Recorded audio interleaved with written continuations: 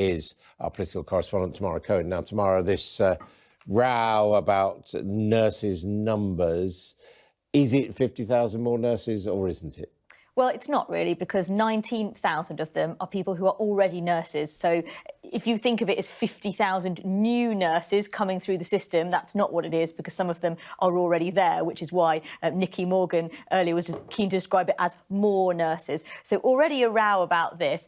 The Tories made this their big pledge yesterday. It was quite a thin manifesto, not loads of policy detail in there. The Institute for Fiscal Studies saying you'd see more in the average budget. Clearly, they're trying to do a very safety-first approach, not replicate the disaster they had with their dementia tax in 2017 and not announce anything of major substance in here. There was nothing on social care, very little in the way of tax rises or falls. It was all very...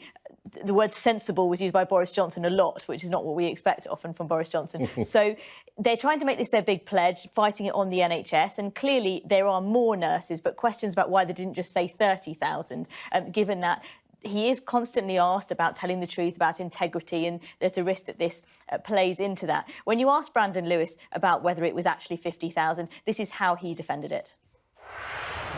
When you do modelling, as anybody who does modelling does, you look at, if you keep the status quo, where will you be in a period of time? We would be 50,000 less than what our current policy and what we outlined yesterday will give us. So it is 50,000 more nurses. But I would just go a bit further. We would only be 30,000 more than we are at present, which is what most people would understand. OK, and 50,000 more than it would have otherwise been.